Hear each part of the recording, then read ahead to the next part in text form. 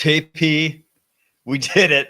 We did it, brother. We made it happen. We manifested it on the show earlier today. Micah Parsons is officially a Green Bay Packer. I made my seance to Ricky Scoops, and it happened. I'm truly in shock. I don't know. I'll give it to you because I don't know what to say right now. I've been just buzzing. My family group chat's going absolutely off. It's called the Packer Shareholders, and no one can believe that Micah Parsons is now a Green Bay Packer. I was sitting in my mom's house in South Florida, just no podcasting equipment ready because I figured nothing happens in the NFL. That is team hashtag nothing happens in the NFL. And then Jerry Jones decides to take all the attention away from Taylor Swift and Travis Kelce and decide to make waves of his own. I'm still sitting here stunned. Like nothing about this makes sense.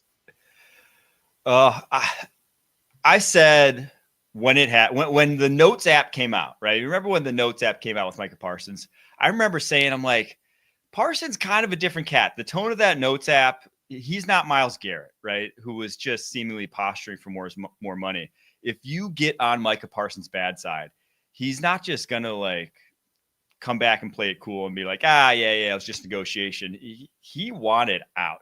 And what made this different also is that the Cowboys, who are in a horribly mismanaged cap situation, if they were to have given Micah Parsons this deal, so $47 million a year, if they were to have given him that deal, they can't re-sign George Pickens. They can't re-sign Deron Bland. They can't re-sign Tyler Smith. Like they're in such a bad way that they have those other deals coming up too. Whereas the Packers, on the other hand, like they can get rid of Kenny Clark's deal after this year. They can get rid of Rashawn Gary's deal after this year.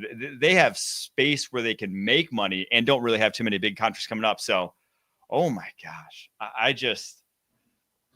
as much as like I said, it could happen. I was still like, I wouldn't even, I couldn't even, when Kyle said Micah Parsons defensive player of the year, I couldn't even be like, no, I couldn't even get on board with it. I'm like, no, it's still not going to happen. And here we are. It happened. When I was in school, my mom always told me, don't procrastinate on your work because eventually it's going to catch up to you. And it felt like the Cowboys, with all these contracts, always waited until the last minute to get them done. We saw it with CeeDee Lamb deal. They waited until the last minute to make him, at the time, the highest paid wide receiver in the league. They waited to pay Dak Prescott until the day of the first game, and he came in and makes $60 million. And now we're seeing all the effects of waiting until the last minute play out in this scenario where you have to trade away your best player, not only because you can't pay him, but because you angered him so much, not only him, but his agent. And now you not only have booked yourself into a corner with Parsons and his agent, George Pickens is also managed by the same guy. This is one of the most powerful agents in the NFL. And you blatantly said in April, you don't know his name. You don't care to know his name. And so now you're just, everything that Jerry Jones has built himself up to be and built the Cowboys up to be, it feels like this is entirely flipping it on its head. Nobody sees Dallas or the Star as like this big aura thing that it used to be in the 90s because Dallas just hasn't been that good. And so now it feels like this is the first harsh comeback to reality moment for the Cowboys in a long time. Yeah. And for him saying, he wants to dominate the headlines, it's like, Jerry, you're not dominating for the right reasons. Like at some point, it has to be for the right reasons. If every single headline is getting you negative publicity, which it seemingly has been now for years, at some point you just have to turn things around. I mean, it's like Bill Belichick right now. It's like he's in the headlines. Yeah. But it's been bad reason after bad reason for Bill Belichick. And that's seemingly how it is for Jerry Jones. I want to get to like on-field impact though. Does this make the Packers, does this put them on par with the Eagles or surpass them for the Eagles for top of the NFC? I don't know if it puts them past the Eagles, but I definitely think they're Super Bowl contenders after this trade. We talked about earlier on Pushing the Pile this week. Micah Parsons is a math changer on the defensive line. He creates so many different problems. And not only does he do that, he slides everybody in Green Bay down to a secondary role. We talked about it with when you add a superstar in the NBA to your starting five, everybody else becomes a bit more efficient in a limited role. You see guys like Rashawn Gary become more of an effective pocket pusher. You see Edgerrin Cooper start being even more effective as he was on designated blitzes. And now Jeff Hafley has all these different cool pieces on this defensive front that he can use to design all these simulated pressures, these schemes, these pass rush looks that really help them turn up the heat in the second half of the season. But on top of that, the reason that they couldn't beat the Eagles in the playoffs was they couldn't get pressure with 4. And now you have a guy who can go get you a bucket. So this is a numbers changer for the Packers defense. Yeah, I mean, just compare him to Lucas Van Ness, who was, I mean, truly one of the worst pass rushers in the NFL last season, unfortunately. It's a night and day difference. It's a big upgrade at a position that's valuable. And it's not only that Micah Parsons is good, it's going from like really bad to really good at that position. So I think it puts them there. I'm just curious to see how it works out. I really, the Eagles are still a super team. There's still flaws to this Packers roster, but this covers up a lot of flaws. Cowboys defense, just when Micah Parsons on the field versus when he wasn't, was truly a night and day thing. Are we a little surprised that it was only 2 first-rounders? I mean, the Khalil Mack compensation was 2 firsts, a third, and a sixth. So this is less than that. Are we surprised by that?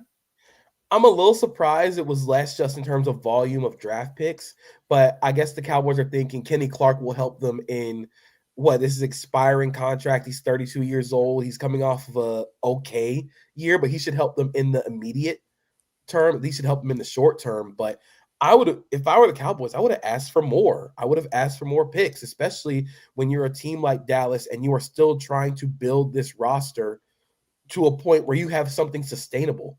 And now that you're trading your best player, you only have 2 first-round picks.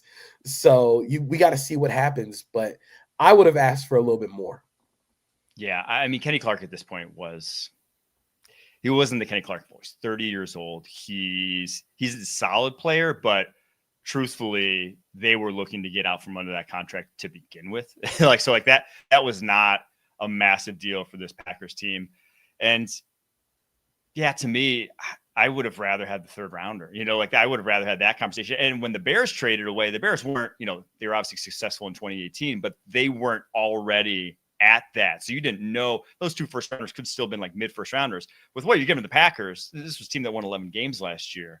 You're thinking that those 2 first rounders are going to be picks like 25 or later on, more likely than not, over the next 2 seasons. So especially when, you gave him that guy in Micah Parsons, which was the guy that turned around the Bears, right? With Khalil Mack. And like you said, the Packers are still one of the youngest teams in the NFL. And like you said, just won 11 games. So if this pick is in 2026, 2027, this is going to happen at the time when all those guys like Jaden Reed are going to hit their athletic peaks. This is going to happen when Jordan Love is also going to hit his athletic peak. It's going to happen when Matthew Golden is starting to hit his athletic peak. All these young guys are going to be good at the same time, but it also coincides with the point where they don't need that 1st round pick because they're going to be picking around like the 25 to 30 range. Yeah. I'm honestly just floored that a team like the Rams didn't do this. I feel like they would have been the perfect candidates. I feel like they would have given up more, but I don't know. We'll see. I'm still like in shock. It doesn't feel like it's real. And I just hope like hell that Bleacher Report asked him to do the draft show again. I've done the draft show with him the last 2 years at Bleacher Report. That guy loves football. He is, if you're a fan of the Green Bay Packers, he is going to be your favorite player because every single game, every single play, that guy works his ass off. That's all he cares about is the game of football. So we'll see. I think that's I think week 4, Sunday Night Football, Cowboys Packers. We're getting it in the first 4 weeks of the season. I didn't even realize that. Binge game on Sunday Night Football. Jerry Jones, I applaud you. I applaud the content creation because that's the only reason this happens. He wants all the content. He wants all the eyes on him. So Sunday Night Football, you trade him to the team that you're going to play. It's the Packers. It'll be I think it'll be in Dallas. This is like peak content week. Oh, it really is. And it's like he's been going up against Terrence Steele his whole career. Going up against Guyton the last year. Like he knows exactly what he's doing. Man, I can't wait. That's a great spot to leave it on. We'll reconvene then and and the content is going to be electric until then. Micah Parsons, officially a Packer. I said we'll be back Monday on the show earlier. I was wrong. Monday is Labor Day. We'll be back Tuesday. But until then, go enjoy it. I'm going to keep pushing this weekend. Photoshops. Go and find mirrors. Go and find a custom Parsons Packer jersey. Get it on order right now. Oh,